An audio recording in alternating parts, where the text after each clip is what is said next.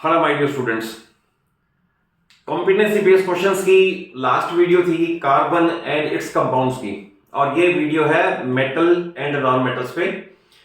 कहने को तो सिंगल वीडियो है, बट अगर आप इसे केयरफुली वॉच करोगे, नोट्स बनाओगे और वीडियो एंड तक देख लोगे तो आपका चैप्टर का मैक्सिमम पार्ट इसी में ही रिवाइज हो जाएगा। सेकेंडली, मेरी वीडियो में कोई भी ऐसा क्रैम्ड रटा रटाया पार्ट नहीं है कि मैं आपको एनसीईआरटी क्वेश्चन इस तरह से एज इट इज उठा के दे दूं कि give 5 uses of metals, give 3 uses of non metals. Question 50% competency based है और वहीं पर ही मैक्सिमम स्टूडेंट मार्क्स खाते हैं and they lose marks there at. तो उन्हीं को ध्यान में रखते हुए मैंने आपके लिए ये वीडियोस प्रिपेयर किए हैं, और मैथ्स में भी ऐसे ही है, कॉम्पिटेंसी बेस्ड वीडियोस दिए हैं सो दैट आपको डिफरेंट सिचुएशंस को फेस करने में प्रॉब्लम ना हो। और उन वीडियो में यही एम्फेसाइज है और इसमें भी यही है, तो केयरफुली देखें और एक रजिस्टर और एक पेन जरूर लेके बैठें सो दैट आपके जो भी डाउट्स हो आप कमेंट बॉक्स में जाके जरूर लिखो। I will submit reply for that also, और अदरवाइज जो भी आपको इसमें डाउट रहे यू कैन आस्क। स्टार्ट करते हैं क्वेश्चन नंबर 1 से। यह अ black metal oxide XO2 is used as catalyst in preparation of oxygen gas। तो देखिए, मैं आपको साथ साथ रिवाइज करा दूंगा, बहुत सारी चीजें रिवाइज हो जाएंगी, बहुत सारी चीजें, कुछ मेटल नॉन मेटल की, कुछ केमिकल रिएक्शन फर्स्ट पार्ट की, और कुछ एसिड बेस सॉल्ट की भी रिएक्शन रिवाइज हो जाएगी। देखिए, आपने थर्मल डीकंपोजिशन के एग्जांपल्स पढ़े हैं। अगर कोई आपसे ये पूछे गिव एग्जांपल ऑफ, इस क्वेश्चन को छोड़ ही देता हूं मैं, इसे छोड़ दें बिल्कुल, क्योंकि बड़े ब्रॉड होराइजन में मैं आपको समझाने की कोशिश करता हूं थ्रू माय एक्सपीरियंस, और आप भी उसे ऐसे समझने की कोशिश करो सो दैट आपका एक प्लेटफॉर्म अच्छा तैयार हो जाए आंसर देने के लिए। तो अगर कोई आपसे ये पूछे कि give example of thermal decomposition in which oxygen gas is produced from potassium chlorate, या कह दें from a compound of potassium, तो फिर वो रिएक्शन पोटेशियम क्लोरेट वाली है, मैं अभी वो भी लिख के दूंगा। फर्स्ट हिंट ये मिला कि ऑक्सीजन की लेबोरेटरी प्रिपरेशन में एक कंपाउंड को कैटलिस्ट यूज करते हैं, मैंगनीज डाइऑक्साइड, यहां हिंट मिल गया हमें ये, करेक्ट, और उससे KCl एंड ऑक्सीजन गैस बनती है। रिएक्शन में भी दे रहा हूं, बट आगे पढ़ते हैं इसको। And also use in dry cells. तो देखें, ड्राई सेल्स हालांकि आपके सिलेबस का पार्ट नहीं है, बट जितनी नॉलेज होगी ना उतना ही अच्छा होगा। तो ड्राई सेल के अंदर मैंगनीज डाइऑक्साइड और अमोनियम क्लोराइड का पेस्ट भरा हुआ होता है। ड्राई सेल जिसके अंदर एक सेंटर पे ग्रेफाइट की रॉड होती है, बाहर जिंक का कंटेनर है, उसके अंदर अगर आपको कंपोजिशन याद रह सके तो बहुत अच्छा है कि मैंगनीज डाइऑक्साइड और अमोनियम क्लोराइड का पेस्ट भरा होता है। तो मैंगनीज डाइऑक्साइड की कंफर्मेशन यहां से भी हो रही है। यह it cannot be reduce to metal X with carbon. तो फिर आप ये सोचो कौन से मेटल्स ऐसे हैं जो रिएक्टिविटी सीरीज में मिड में लाई करते हैं, जो कार्बन से रिड्यूस हो जाते हैं। तो उनके आपको नाम पता होना चाहिए, जैसे मैं कहूं टिन है, लेड है, जिंक है, आयरन है, ये सारे कार्बन से रिड्यूस हो जाते हैं। That is metal oxide to metal by using coke as reducing agent हो जाते हैं एट द सेम टाइम। एक चीज और बता दूं कि मैंने अपने चैनल पे मेटलर्जी की 2 वीडियोस बनाई हैं, और दोनों वीडियोस में आपको अगर उन वीडियोस को ढंग से आराम से देख के नोट्स बना लो तो मेटलर्जी के सारे ही क्वेश्चंस के आंसर आपके उन्हीं 2 वीडियोस में ही मिल जाएंगे, तो आप उनको भी जरूर देख लेना। तो मैं आपको इसको लिंक कर रहा हूं मेटलर्जी से कि कौन से मेटल्स ऐसे हैं जो कार्बन से सेटिस्फैक्टरली रिड्यूस नहीं होते। तो उसका आपको पता होना चाहिए जो आपके सिलेबस तक की बात करें। तो अगर मैंगनीज डाइऑक्साइड कार्बन से यूज करें तो इसमें सेटिस्फैक्टरली रिडक्शन नहीं होता, और बेटर रिड्यूसिंग एजेंट चाहिए, and better reducing agent is aluminium. Likewise chromium oxide हो तो क्रोमियम ऑक्साइड भी क्रोमियम में फ्री डायरेक्ट कार्बन से नहीं होता, बेटर रिड्यूसिंग एजेंट चाहिए एल्यूमिनियम। तो यहां भी एक हिंट मिला कि मैंगनीज डाइऑक्साइड ऐसा है जो कार्बन से रिड्यूस नहीं होता। तो अब देखिए, इसके अंदर सारी रिएक्शन भी बता दूं, आंसर भी बता दूं, अदरवाइज मैंने आपको एक्सप्लेन कर दिया है पहले। फर्स्ट ऑफ ऑल आपको अगर मान लो कोई ये पूछे कि वो रिएक्शन ही दे दो जिसमें ये XO2 एज कैटलिस्ट यूज होता है, तो जस्ट फॉर रिवीजन सेक, तो रिएक्शन है KClO3, नाम है इसका पोटेशियम क्लोरेट, एरो पे डेल्टा नहीं लिखा जाएगा, और मैंगनीज डाइऑक्साइड, यही है मैंगनीज डाइऑक्साइड, भी लिखा जाएगा और बनेगा क्या, KCl, potassium chloride and oxygen gas. For the time being balancing मैं नहीं कर रहा हूं, सेपरेट वीडियो में, but potassium chlorate on heating in the presence of manganese dioxide as catalyst produce potassium chloride and oxygen gas। तो ये laboratory preparation of oxygen की reaction है। ये मैंने आपको बता दिया, ड्राई सेल में भी जो यूज होता है वो मैग्नीज डाइऑक्साइड है। अब इसके अंदर है नेम XO2, तो आंसर हमारा बनेगा XO2 इज मैग्नीज डाइऑक्साइड। फिर है name X is manganese metal. Next है which reducing agent can be use to obtain X। तो ऑब्वियस है, जो अगर कोक से नहीं होते तो बेटर रिड्यूसिंग एजेंट एल्यूमिनियम है।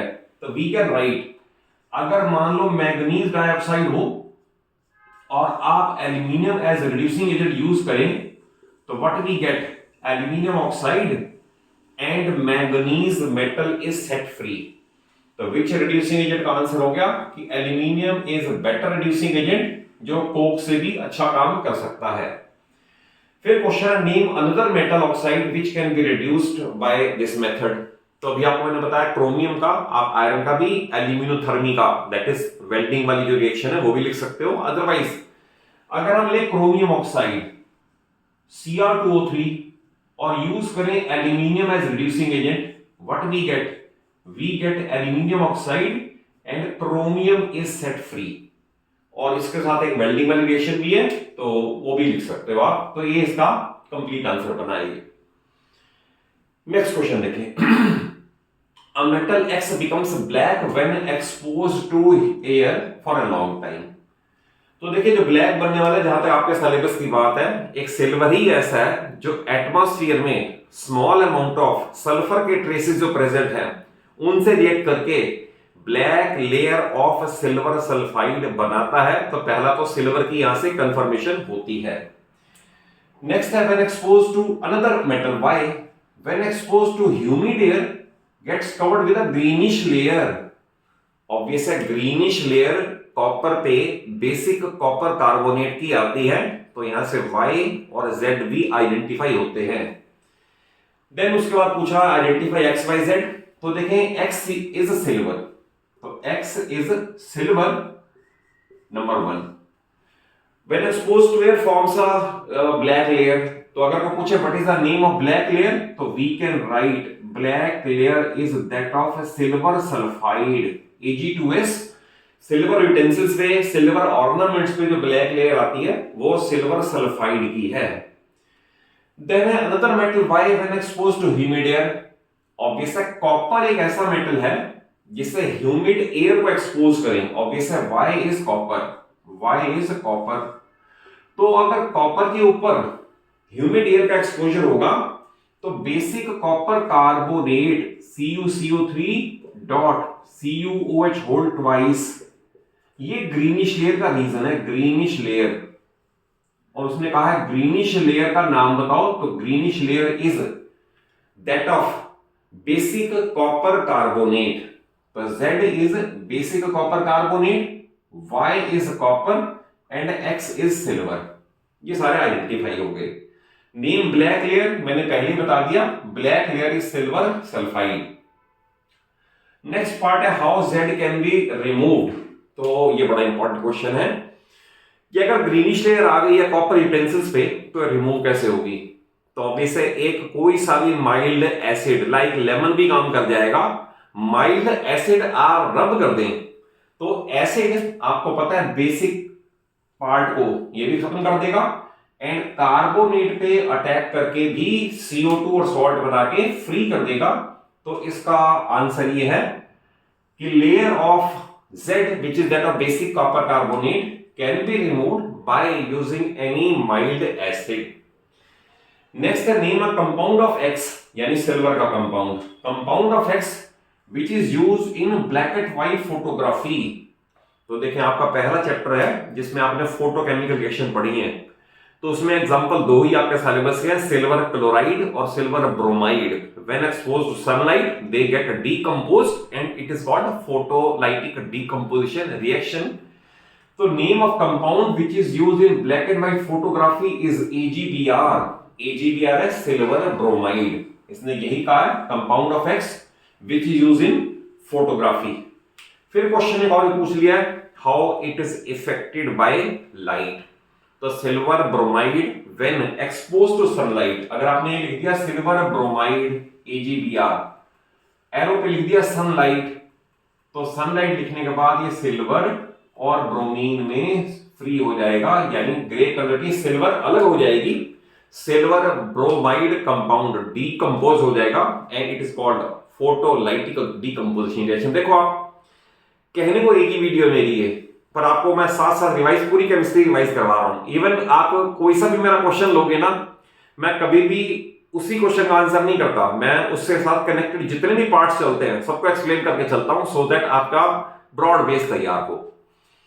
नेक्स्ट क्वेश्चन देखें, यह metals PQRS are obtain from their oxides by using carbon.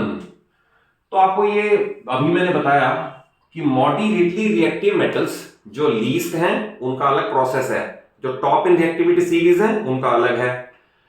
तो जो मॉडरेटली रिएक्टिव एलिमेंट्स हैं उनके ऑक्साइड मेटल में free by using coke as या कार्बन एज रिड्यूसिंग एजेंट हो जाते हैं। तो ऑब्वियस है सारे मेटल्स, इनमें कोई मेटल एल्यूमिनियम नहीं हो सकता, इनमें कोई मेटल सोडियम नहीं हो सकता, इनमें कोई मेटल मरकरी नहीं हो सकता। Be clear about that. क्यों?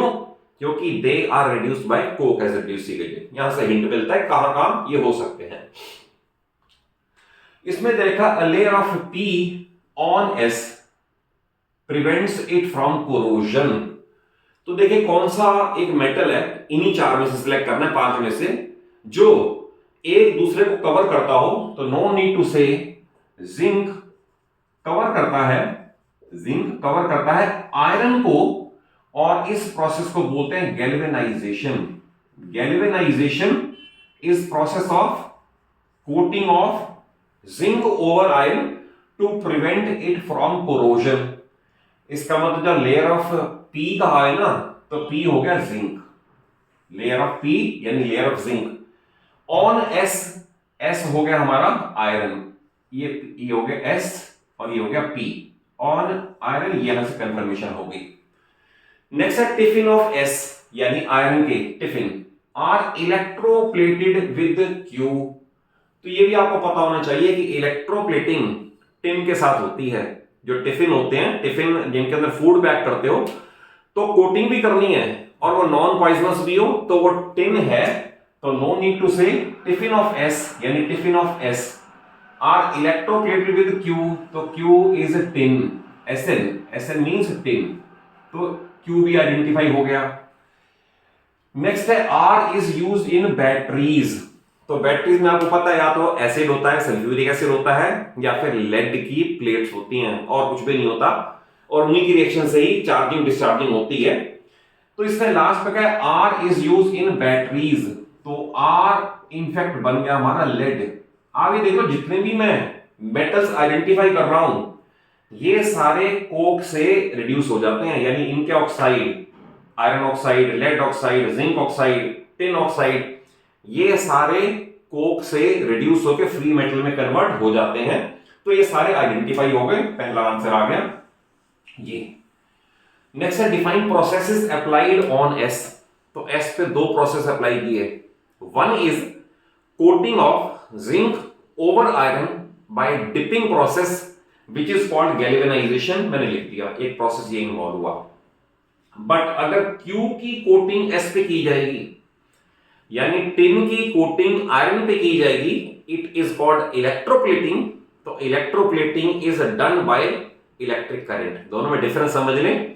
Galvanisation is a manual process, dipping process है वो, बट क्यू की कोटिंग एस के ऊपर यानी आयरन पे टिन की इलेक्ट्रोप्लेटिंग होगी। Electroplating mean by passage of electric current, उसकी अलग वीडियो में कवर कर सकते हैं उसको।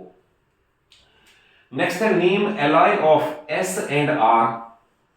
तो देखें एस और आर अब आपने सारे आइडेंटिफाई ठीक कर लिए, तो ये भी आपके सिलेबस का ही पार्ट है। आपने एस आइडेंटिफाई कर लिया टिन और उसे कर लिया लेड, तो फिर आपका एलॉय वाला पार्ट भी कवर हो जाना चाहिए। तो an alloy of 50% tin and 50% lead is called solder. तो जो इलेक्ट्रिकल सर्किट्स की वेल्डिंग में काम आता है, तो टिन एंड लेड 50% ईच ये एलॉय बन जाता है। इस एलॉय का लो मेल्टिंग पॉइंट है, तो जितने भी आप फ्यूज बनाओगे, जितने भी आप ये करोगे, इलेक्ट्रिकल सर्किट्स को वेल्ड करोगे, वो सारी सोल्डरिंग कहलाती है। And soldering is done by this alloy. वे पूछ रहे थे व्हाट इज एलॉय, तो ध्यान रखना डायरेक्ट वाले में अगर पूछेंगे व्हाट इज एलॉय, तो बिल्कुल परफेक्ट डेफिनेशन बता रहा हूं।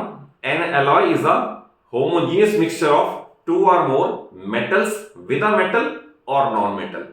अब आप कहोगे एलॉयज में तो मेटल्स ही होते हैं, नॉन मेटल कहां से आ गए? बट अगर आपसे सपोज स्टील की कंपोजिशन कहोगे ना, तो स्टील में कार्बन है and carbon is a non metal, otherwise maximum तो मेटल्स के ही हैं। तो परफेक्ट डेफिनेशन क्या हुई? Alloy is a homogeneous mixture of two और more metals with a metal और non metal, it is called alloy. हालांकि एलॉय का बहुत बड़ा पार्ट आपके सिलेबस से डिलीटेड है, बट आप क्योंकि मेटल नॉन मेटल पढ़ रहे हो, तो इतनी नॉलेज तो आपको होनी ही चाहिए। और सेकेंडली कॉम्पिटेंसी बेस्ड क्वेश्चंस हैं, और अच्छी तरह से चैप्टर को समझा होगा तभी कर पाओगे। तो यह वीडियो सिर्फ 3 क्वेश्चन कवर करके आपको चैप्टर को ब्रॉड कॉन्सेप्ट में समझाने के लिए बनाई गई है।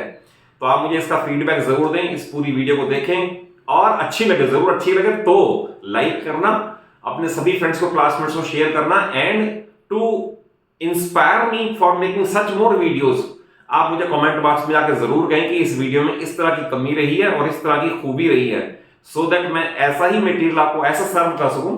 आप अपने जिस भी सिटी में जहां भी बैठे हो, आपको कोई और एक्सटर्नल एड की नीड ना पड़े, मेरी वीडियो से ही बेसिक लेवल से लेकर, मैं बेसिक लेवल इसलिए कह रहा हूं क्योंकि मेटल नॉन मेटल में अगर आपको ये भी नहीं पता कि व्हाट इज मेटल, तो मेरी पहली वीडियो देखोगे ना, प्लेलिस्ट में जाके पहली वीडियो देखोगे, तो मैंने स्टार्ट वहीं से किया कि what is meant by metal. तो आप बिल्कुल स्टार्टिंग, अगर आप बिल्कुल फ्रेशर हैं, स्टार्टर हैं, आपको बिल्कुल नहीं पता, तो आप हमेशा पहली वीडियो से स्टार्ट करो। स्टेप बाय स्टेप सारी वीडियोस में आपकी पूरी 10th की, 9th के भी है और 10th के भी नॉलेज बड़ी एनरिच हो जाएगी, और एंड तक आते आते इस तरह से कॉम्पिटेंसी बेस्ड क्वेश्चंस को आप बड़ी परफेक्टली आंसर कर सकोगे अगर आपने वीडियोस को आराम से बैठ के देखा है, नोट्स प्रिपेयर किए हैं तो अगर वीडियो अच्छी लगे जरूर अच्छा सा लाइक देना है, सभी फ्रेंड्स को क्लास में तो शेयर करना है, और चैनल सुनिता क्लासेस को जरूर सब्सक्राइब कर लो, सो दैट आपको ऐसे ही वीडियोस मैं आगे और बना के देता रहूं। Thank you for watching the video.